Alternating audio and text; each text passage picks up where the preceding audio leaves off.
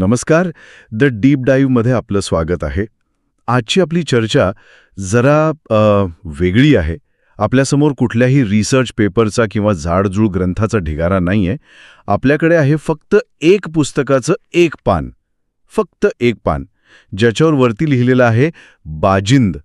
आणि आपलं आजचं मिशन आहे या एका पानात दडलेली संपूर्ण दुनिया उलगडून पाहणं. खरंय. आणि हीच याची गंमत आहे आणि आव्हानसुद्धा. एका पानावर इतकी पात्र, इतका वेग, इतकी नाट्यमयता आहे की एक पूर्ण सिनेमा डोळ्यासमोर उभा राहतो. या पानावरची शाई नाही तर जणू रक्ताचा आणि घामाचा सुगंध येतोय असं वाटतं. बरोबर. या पानाच्या केंद्रस्थानी आहे सूर्यराव कदम नावाचा एक तरुण योद्धा. परिस्थिती पूर्णपणे त्याच्या विरोधात आहे, पण तो मागे हटायला तयार नाही. तर आज आपण ह्या एका पानाच्या आधारे सूर्यरावाच्या धाडसाची, त्याच्या समोर उभ्या ठाकलेल्या आव्हानांची आणि या सगळ्या धावपळीमागच्या खऱ्या कारणाची सखोल चर्चा करणार आहोत. चला तर मग ह्या एका पानावरच्या वादळात थेट उडी घेऊया. तर सुरुवातीलाच आपल्याला दिसतं की वातावरण प्रचंड तणावपूर्ण आहे. सूर्यराव कदम दरवाजावर उभा आहे, पण तो आत जाऊ शकत नाही. आतमध्ये येसाजीराव राजांची इतकी जबरदस्त सुरक्षा आहे की साधं पाखरूही आत शिरू शकणार नाही. मला सांगा, अशा परिस्थितीत कुणीही सामान्य माणूस घाबरून जाईल, पण सूर्यरावाचं वर्णन शांत आणि निश्चयी असं केलंय. हे कसं शक्य आहे? इथेच तर सूर्यरावाचं वेगळेपण दिसतं. प्रचंड दबावाखाली शांत राहणं ही सामान्य माणसाची नाही, तर एका कमवलेल्या योद्ध्याची आणि नेत्याची निशाणी आहे. याचा अर्थ असा की त्याच्या डोक्यात गोंधळ नाहीये. त्याला त्याचं ध्येय अगदी स्पष्ट दिसतंय. तो परिस्थितीचं विश्लेषण करतोय, घाबरत नाहीये. पानात एक ओळ आहे, यशवंत मामाचा काही केल्या खिंडार पडत नव्हतं. अच्छा. याचा अर्थ हा त्यांचा पहिला प्रयत्न नाहीये. याआधीही त्यांनी प्रयत्न केलेत आणि ते फसलेत. पण प्रत्येक अपयशानंतर त्याचा निश्चय अजून पक्का झालाय. तो खचलेला नाहीये. म्हणजे अपयशाने तो अजूनच धोकादायक बनलाय. आणि कदाचित म्हणूनच तो एक असा निर्णय घेतो जो कोणी विचारही करणार नाही. तो आपली छोटीशी फौज घेऊन थेट दरवाजावर हल्ला करण्याऐवजी घाटाच्या दिशेने तुटून पडतो. ही तर सरळ सरळ आत्महत्येला निमंत्रण देण्यासारखी गोष्ट नाही का? एका छोट्या तुकडीसोबत इतका मोठा धोका पत्करणं कितपत योग्य आहे?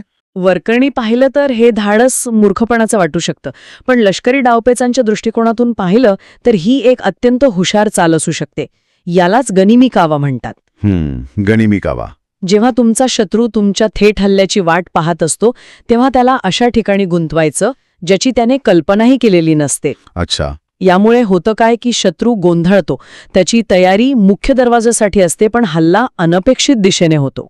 सूर्यराव आपली सगळी ताकद एकाच ठिकाणी वाया घालवत नाहीये.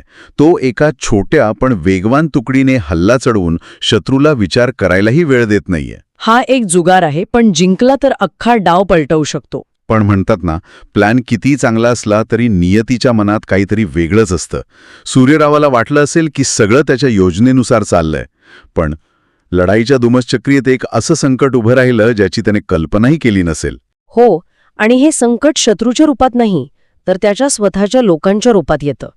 लढाईचा आणि गोंधळाचा फायदा घेऊन गावातले लोक एकमेकांचीच घरं लुटायला सुरुवात करतात. बापरे. कल्पना करा त्या दृश्याची. एका बाजूला सैनिक लढतायत आणि दुसऱ्या बाजूला गावकरीच एकमेकांचे वैरी झालेत. संपूर्ण गाव अराजकतेच्या खाईत लोटलं जातं. ही परिस्थिती सूर्यरावासाठी खूप विचित्र असेल. एका सेनापती म्हणून त्याचं पहिलं काम लढाई जिंकणं आहे, पण इथे त्याचेच लोक संकटात आहेत. त्याचं लक्ष आता विचलित झालंय. तो लढाई सोडून या लुटारूंकडे वळतो. मला सांगा, एक कमांडर म्हणून हा योग्य निर्णय आहे का? आपलं मुख्य ध्येय सोडून दुसऱ्याच गोष्टीत अडकणं त्याच्या योजनेला धोक्यात आणू शकत नाही का? तुमचा प्रश्न खूप महत्वाचा आहे. पुस्तकी नियमानुसार त्याने आपल्या लक्षावरून हटू नये, पण इथेच एक नेता आणि एक सैनिक यातला फरक स्पष्ट होतो. कसा? सैनिकाचं काम फक्त आदेशाचं पालन करणं असतं, पण नेत्याला मोठ्या चित्राचा विचार करावा लागतो. सूर्यरावाला हे कळतंय की जर गावच राहिलं नाही तर लढाई जिंकून काय उपयोग. बरोबर. त्याची प्राथमिकता फक्त किल्ला जिंकणं नाही तर आपल्या माणसांना वाचवणं सुद्धा आहे. हा निर्णय त्याची लष्करी हुशारी नाही तर त्याचं माणूसपण आणि त्याची जबाबदारीची भावना दाखवतो. तो फक्त राजाचा सैनिक नाही तर त्या लोकांचा रक्षक आहे हे तो कृतीतून सिद्ध करतोय. आणि त्याची ही कृती तर अजूनच नाट्यमय आहे. तो डोंगऱ्या नावाच्या घोड्यावर बसलाय, एका हातात तलवार आणि दुसऱ्या हातात पेटलेली पलिता म्हणजे मशाल, आणि तो त्या लुटारूंना पकडत नाही तर थेट त्यांची घरं जाळायला सुरुवात करतो. मला एक गोष्ट इथे थोडी खटकतीये. गावातले लोक एकमेकांना लुटत आहेत आणि सूर्यराव त्यांना शिक्षा म्हणून त्यांची घरं जाळतोय. एका अर्थी तो सुद्धा त्या अराजकतेचाच भाग बनत नाहीये का? न्याय देण्याची ही पद्धत जरा जास्तच कठोर नाही का? तुमचा मुद्दा अगदी बरोबर आहे. आजच्या काळातून पाहिलं तर ही कृती चुकीचीच वाटेल. पण आपल्याला त्या काळाचा, त्या परिस्थितीचा विचार करावा लागेल. तिथे कोर्ट कचेऱ्या नव्हत्या. न्याय तात्काळ आणि परिणामकारक असायला हवा होता. इथे खूप इंटरेस्टिंग गोष्ट घडतीये. अराजकतेच्या काळात केवळ कायदा आणि सुव्यवस्था महत्वाची नसते, तर त्याचा एक चेहरा असावा लागतो. सूर्यरावांनी पेटती मशाल घेऊन जे केलं ते केवळ शिक्षा नव्हती, तर ते एक पब्लिक स्टेटमेंट होतं. पब्लिक स्टेटमेंट म्हणजे काय नक्की? म्हणजे तो फक्त त्या चोरांना शिक्षा देत नाहीये, तो तिथे उभ्या असलेल्या प्रत्येकाला, अगदी आपल्या सैनिकांना सुद्धा एक संदेश देतोय. तो संदेश हा आहे की मी इथे असेपर्यंत असले प्रकार खपावून घेतले जाणार नाहीत. जो कोणी चुकीचं वागेल त्याला अशीच कठोर शिक्षा मिळेल. त्याने स्वतःला न्यायाचं जिवंत प्रतीक बनवलं. लीडरशिपचा हा एक महत्वाचा धडा आहे. कधीकधी नियमांपेक्षा प्रतीकांची ताकद जास्त असते. अच्छा. त्याची पेटती मशाल ही त्याच्या रागाचं आणि न्यायाचं प्रतीक आहे. तो फक्त लढत नाहीये, तर तो एका मूल्यासाठी, एका व्यवस्थेसाठी उभा आहे. वा, म्हणजे त्याची कृती केवळ रागाच्या भरात केलेली नव्हती, तर ती एक विचारपूर्वक केलेली घोषणा होती. पण या सगळ्या गोंधळात त्याचं मूळ लक्ष मागे पडल्यासारखं वाटतंय. तसं वाटू शकतो, पण सूर्यराव जितका भावनिक आहे तितकाच तो धूर्त सुद्धा आहे. या सगळ्या गोंधळातून, धुराळ्यातून मार्ग काढत तो अखेर आपल्या खऱ्या लक्ष्यापर्यंत पोहोचतो, शिखऱ्यांचा वाडा. एक मिनिट थांबा. आधी घाटावर हल्ला, मग गावात गोंधळ, आणि आता हा वाडा. तुम्हाला असं वाटतं का की हे सगळं आधीच ठरलेलं होतं, की हा फक्त योगायोग आहे? मला तर आता असं वाटायला लागलंय की गावात झालेली लूटमार सुद्धा त्याच्या योजनेचाच एक भाग असू शकते. आता तुम्ही अगदी बरोबर मुद्दा पकडलाय. हे शक्य आहे की गावातली अराजकता त्याच्या योजनेचा भाग नसेल, पण त्याने त्या अनपेक्षित परिस्थितीचा हुशारीने स्वतःच्या फायद्यासाठी वापर करून घेतला. कसा? त्याने गावात आग लावून सगळ्यांचं लक्ष तिकडे वेधलं. येसाजीराव राजांच्या सैनिकांनाही कळलं नसेल की नक्की काय होतंय. बरोबर. या गोंधळाचा फायदा घेऊन तो शांतपणे आपल्या 30-35 विश्वासू माणसांसोबत शिकऱ्यांच्या वाड्यात शिरतो आणि आतून दरवाजा बंद करायला सांगतो. यावरून स्पष्ट होतं की घाटावरची लढाई ही केवळ धूळफेक होती. त्याचं खरं लक्ष सुरुवातीपासून हा वाडाच होता. म्हणजे आतापर्यंत आपण ज्याला एक लष्करी मोहीम समजत होतो, ती एकाएकी एका वेगळ्याच दिशेने चालली आहे. या वाड्यात असं काय आहे ज्यासाठी सूर्यरावाने एवढा मोठा धोका पत्करला? आणि इथेच या कथेला, या एका पानाला एक जबरदस्त कलाटणी मिळते. सगळी रणनीती, सगळं शौर्य बाजूला राहतं आणि एक मानवी भावना समोर येते. सूर्यराव आणि त्याचे लोक वाड्यात काहीतरी शोधत असताना घरातून एक वयस्कर बाईसाहेब मोठ्याने रडत बाहेर येतात. त्यांना आयाबाई म्हटले आहे. त्या समोर येतात आणि म्हणतात, थांबा, माझं लेक हातात तलवार घेऊन आलं. त्या सूर्यरावाला माझं लेख म्हणतात. यात किती माया आणि अधिकार आहे. आणि त्या पुढे जे बोलतात ना, ते ऐकून तर पायाखालची जमीनच सरकते. त्या म्हणतात, कदंब शिर्के वैर मला विचारा काय येते. एक वेळ आमच्या साऱ्यांचा जीव गेला तरी बेहत्तर, पण माझ्या साऊला काही होता कामा नये. आणि हे साऊ हे नाव ऐकल्यावर संपूर्ण चित्राचा अर्थच बदलून जातो. अगदी. या एका वाक्यात या संपूर्ण थराराचं सार दडलेलं आहे. सूर्यरावाचा हा लढा कोणत्या राज्यासाठी नाही, कोणत्या संपत्तीसाठी नाही. हा लढा आहे साऊ नावाच्या एका व्यक्तीच्या रक्षणासाठी. खरंय. आत्तापर्यंत आपण ज्याला एक धूर्त रणनीतिकार, एक कठोर योद्धा मानत होतो, तो एका क्षणात एका व्यक्तीचा रक्षणकर्ता बनतो. त्याचा संयम, त्याचं धाडस, त्याचा तो धोका पत्करण्याचा निर्णय, हे सगळं तो साऊसाठी करत होता.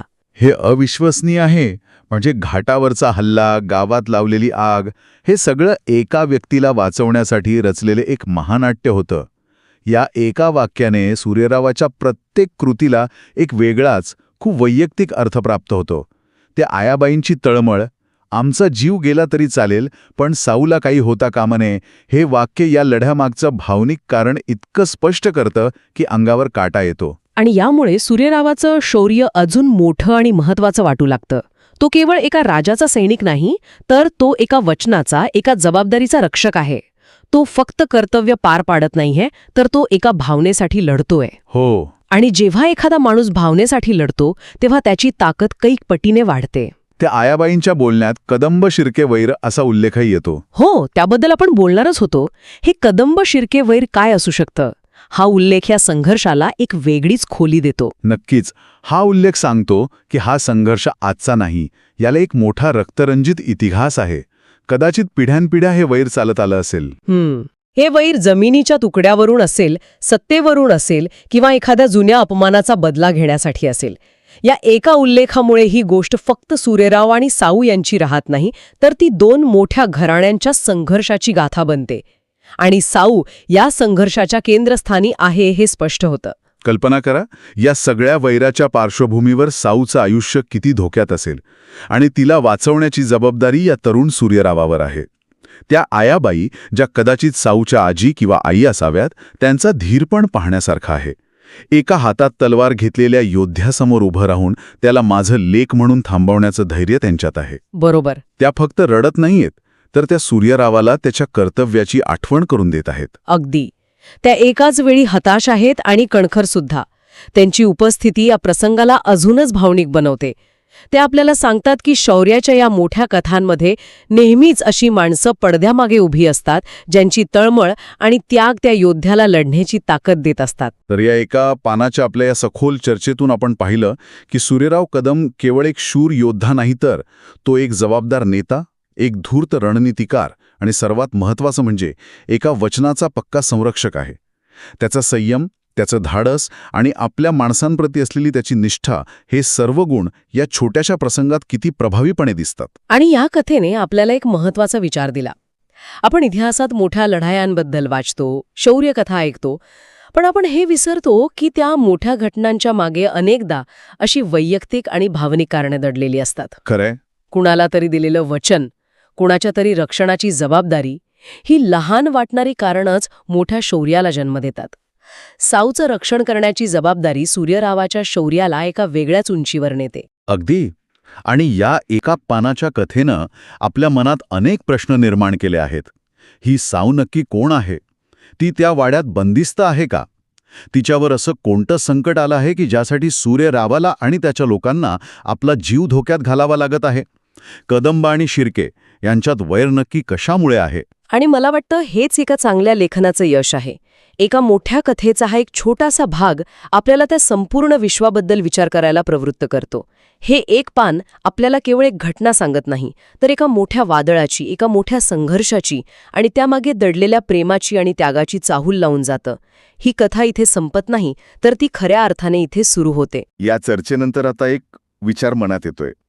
सूर्यराव साऊला वाचवण्यासाठी एवढा मोठा धोका पत्करतोय, पण एखाद्या व्यक्तीला वाचवण्यासाठी इतरांचा जीव धोक्यात घालणं, गाव संकटात टाकणं, हे नैतिकदृष्ट्या कितपत योग्य आहे? एका व्यक्तीचं महत्त्व समूहापेक्षा मोठं असू शकतं का? या प्रश्नाचं उत्तर कदाचित त्या कथेच्या पुढच्या पानावर असेल. विचार करायला लावणारा प्रश्न आहे.